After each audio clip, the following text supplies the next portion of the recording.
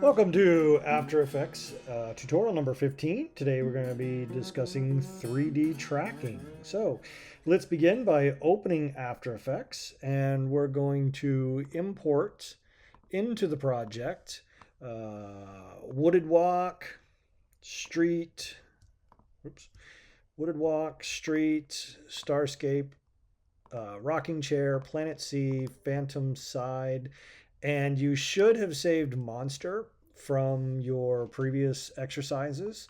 So let's import that. If you do not see monster, monster will not be in the assets folder of on Canvas for tutorial 15 because it's pretty big. So you can just download it from the previous files if you did not if you didn't save it from the previous exercises. So we're going to begin with creating a new composition. We can come down here, create new composition. We'll just make sure that it's 1920 by 1080. 24 frames per second is fine. Hit OK. And we're going to create two new black solids. Come up here to layer, new solid. Make sure it's for comp size, and our color is going to be black. And we will do that a second time so that we have two solids that are both black. On the top layer, the top solid layer, we're going to apply effect, generate, grid. And that gives us a grid. Use the position attributes under transform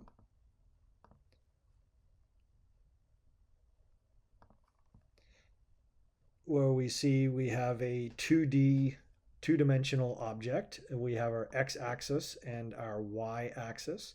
We will adjust the y-axis to 700 and the position to 1400. And that has just moved our object in z-space. So in a two-dimensional object, we can move things left and right and up and down. And that's pretty much it. We can, of course, shrink them and grow them and, increase or decrease the scale, which I guess technically kind of looks like it's moving backwards in Z space. But we want to actually work in 3D space. So that's what we're going to be doing today. So let's make sure that we have those position settings set to 1400 and 700. So we're going to come down to our timeline here. And where we have our top black solid, we're going to come over here to our top little switches here, little modes. And if you do not see this, hit the toggle switches and modes. You may be in the mode section, so switch that over and make sure that you see this little three-dimensional cube here. If you hover over it, it says 3D layer. This will turn this layer into a 3D object. So let's go ahead and click that. And now you'll see that these little handles have appeared, red, green, and blue. The green arrow allows you to move the grid in Y space, so up and down. And the red moves in X space, so left and right. But now, if you notice over here under the position, we now have three attributes instead of just two. So if I turn this back into 1400 and this into 700, it gets us back to where we were. But now I also have the z-axis to work with. Now, again, kind of looks like it's just scaling, but it's actually moving it backwards and forwards in 3D space. We can also use this z with the blue arrow of our handles to move it back and forwards. It's a little hard to see that that's an arrow because it's pointed directly at us, but if you hover over it, you can see it turns into a Z, and that allows us to move it in Z space. Now, if we use the blue arc here, which if we hover over it turns into full circle, you'll see that we can rotate around the Z-axis. The red handle, let's see, there we go, lets us move it in, rotate around the y-axis, and the green allows us to rotate it around the x-axis.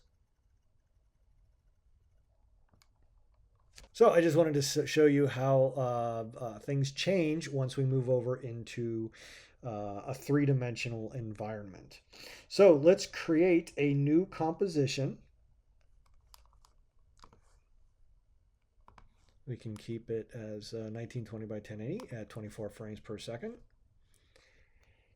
And we're going to add phantom side, planet C, and starscape to the timeline. And we're going to turn all the layers 3D. We want to then grab come down to the starscape and make sure they're in this order, that phantom is on top, planet C is in the middle, and starscape is on the bottom. We're going to come to transform, and we're going to come to the position attributes, and under this Z number, we're going to hit 2500. And that's going to push it back into space.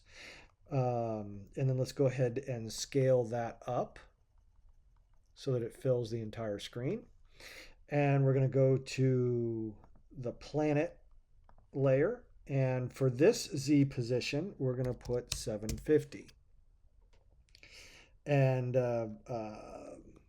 we can scale that up a little bit too, make it a little bigger, and we'll push it kind of over here to the side just a bit too. And we're going to leave the Phantom, the spaceship, the same size, but we will go ahead, the same spot on the Z-axis, but we will shrink it just a little bit. Let's bring it down to about 20% there, and we'll position it just about there. Now, it looks like we could just, do this in regular 2D space and create this, but let's show you where this starts to become really cool. We're going to come up to Layer, New Camera, and that creates a new camera. Don't worry about all the lenses and types like that. You can just use everything that's default. And then on the camera layer down here, we're going to come down to Position, and we're going to play with the Z-axis on the camera, and we can see then how everything sort of parallaxes. It's not just a zoom in anymore. If we hold down the shift button as we adjust, we can move even faster.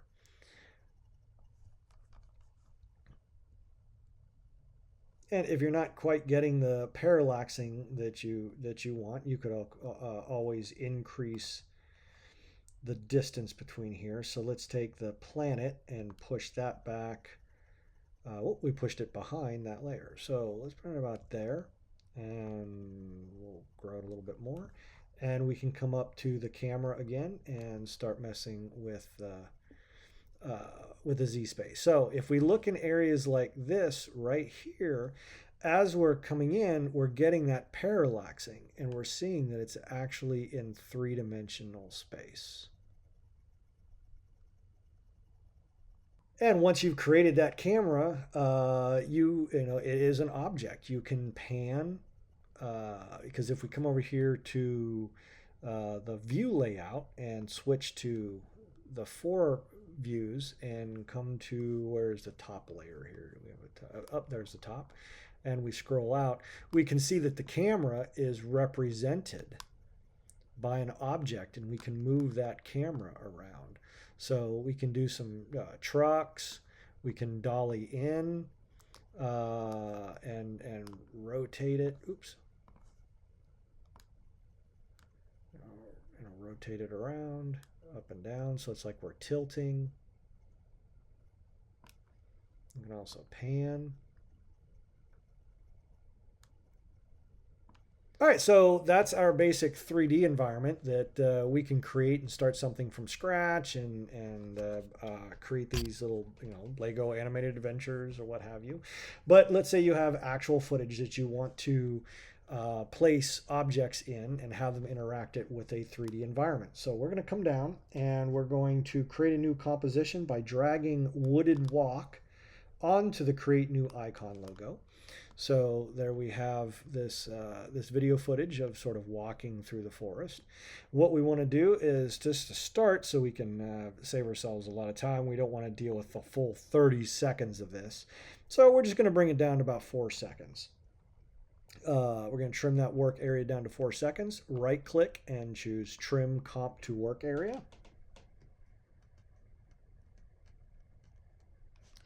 And we're going to use our text tool to, and we'll just type walking in the, and let's drop that down to another line, woods. And then over here under our text attributes, we can adjust them a little bit. I want to go ahead and put those words closer together. Go ahead and choose whatever font you want. I'll actually use the paragraph to center that. And we're just going to set this aside for now, and we'll come back to that in a minute.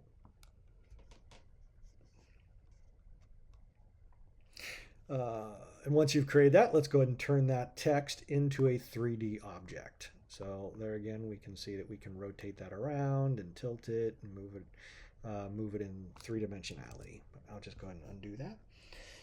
So now we want to get some camera information, and we want the computer in After Effects to analyze this actual movement that is happening as the person is walking through the forest. So we're going to come down here.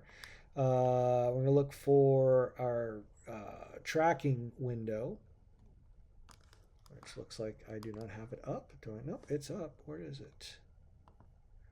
Where's my tracking window?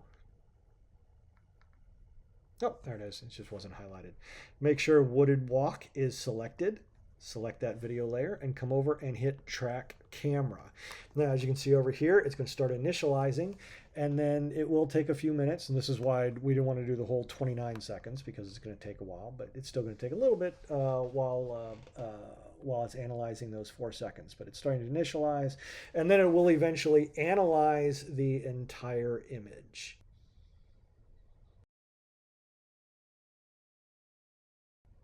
And once it's done, it will solve the camera. Once the camera is solved, rotate, kind of skim through here, and you'll see this little target area, and it's representing those 3-dimensional positions in space.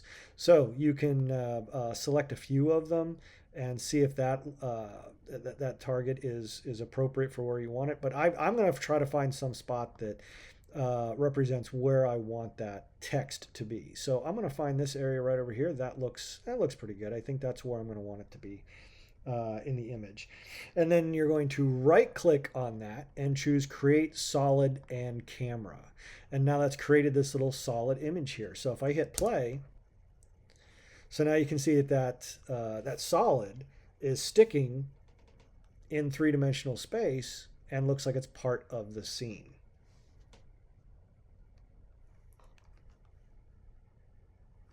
So now what we're going to do, we're going to go ahead and turn that text layer back on, and we're going to find our pick whip for the text layer, and we're going to hold down Shift as we pick whip it to the solid.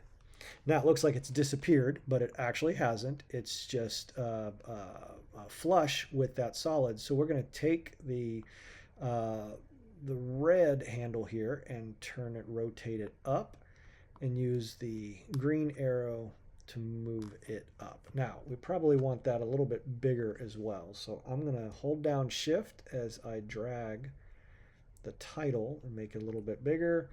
And of course, that screws up our spacing on that. So I'm going to increase that a little bit and drag that up. And you can see it clips through that, that solid. But that actually helps us because it lets us know exactly where that ground plane is. So I'm going to try and find right where that bottom lines up with the solid. I'm going to turn the visibility of that solid off, and I can pan back out. And now Walking in the Woods is sticking exactly where I want it to be.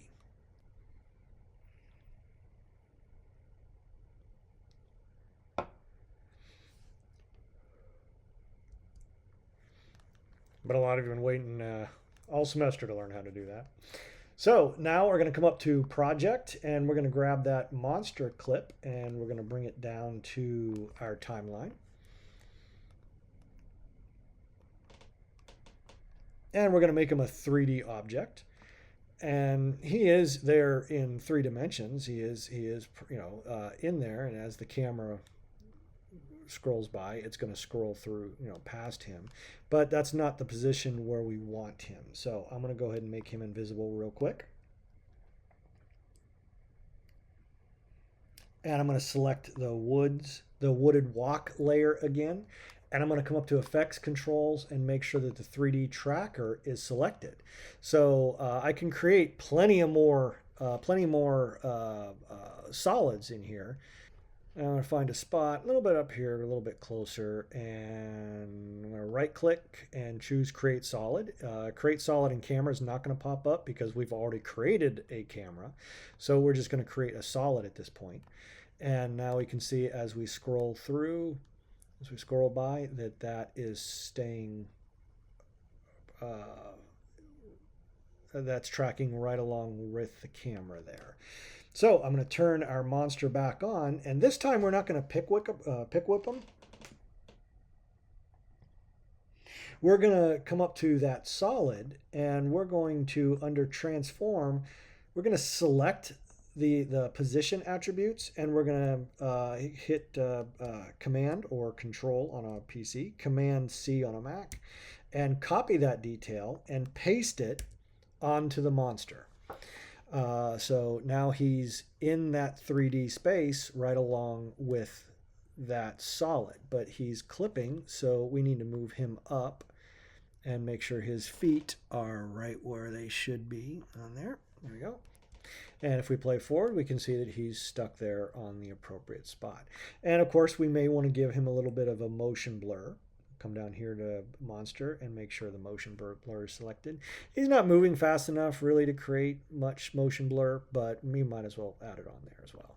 And typically you can just go ahead and get rid of that solid by hitting the visibility layer, but this is usually an opportunity that I will take to add a little bit more realism. So I'm going to make sure that the track solid layer is selected. Come up to composition, going to come up to layer, track solid settings, and I'm going to turn that blue into black.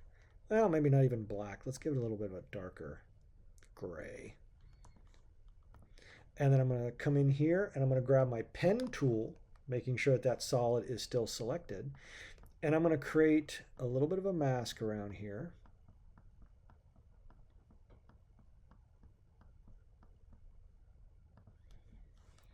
And then under the mask, I'm going to increase that feather so it kind of blurs those edges.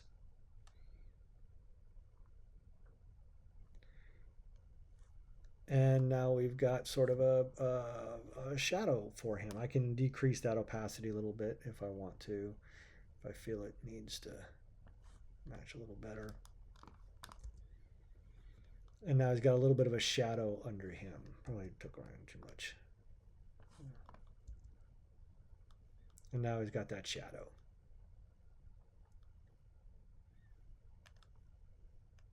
And then to add the final touches, I would probably grab the monster, apply Effect, Color Correct Curves, and then adjust his color grade a little bit so that he matches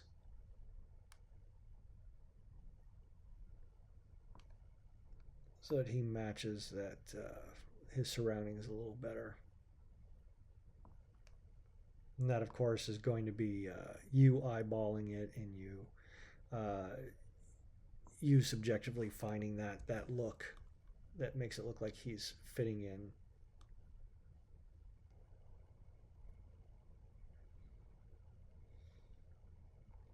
And there you have it. He's tracked into 3D space. That looks pretty darn good if you ask me.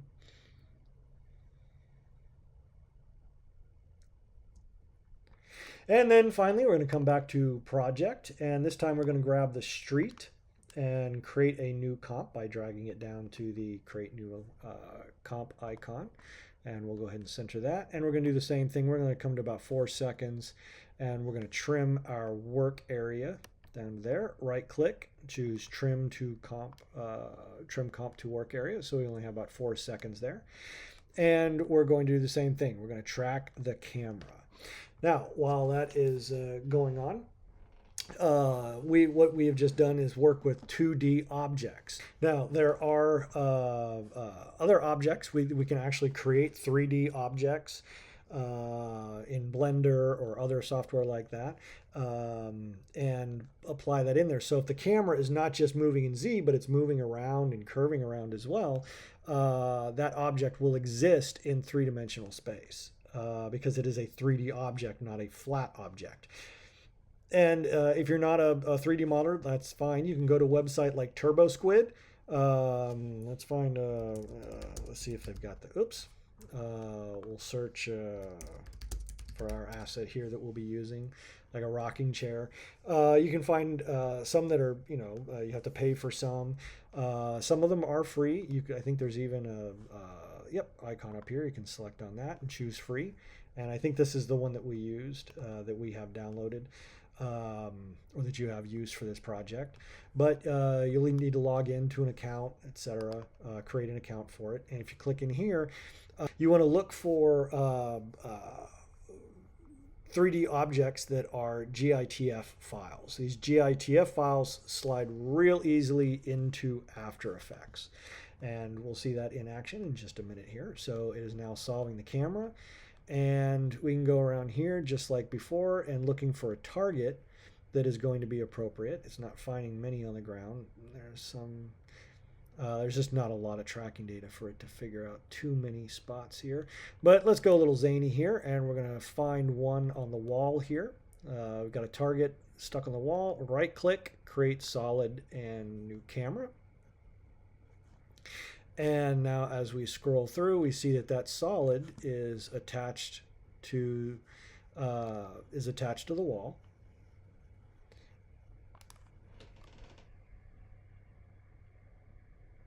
And now we're going to come back to project and place the rocking chair GLB file onto the timeline. And we can say OK to that, just take the default settings. And just like we did with the monster, we're going to find the transform position, copy and paste it onto the rocking chair. And it looks like it's not there, but it is. It's just really, really tiny. So we're going to go ahead and come to the rocking chair attributes and find the transform. And see, it's only at 1% right now. So we're going to grow that. We're going to increase that to... let's see, what does a 20 look like? Yeah, we'll go ahead and increase the scale to 20%, and then use our handles to rotate it properly so that it is there on the wall. And we can make the solid invisible by clicking that visibility. And now as we scroll along, we'll see that our rocking chair has attached to the wall. And since it is a 3D object, we can rotate it around and we have that full look of the rocking chair. We can see it from all areas. So now we have a random rocking chair just sitting on a wall up there. It's like we've slipped into the back rooms.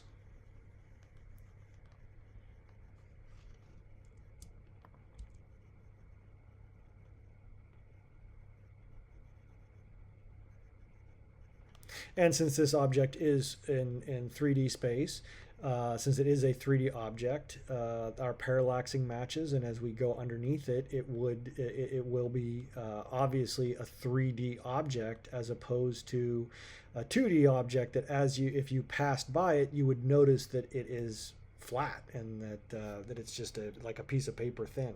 But this one, as you're walking underneath it, it would actually maintain its 3D qualities.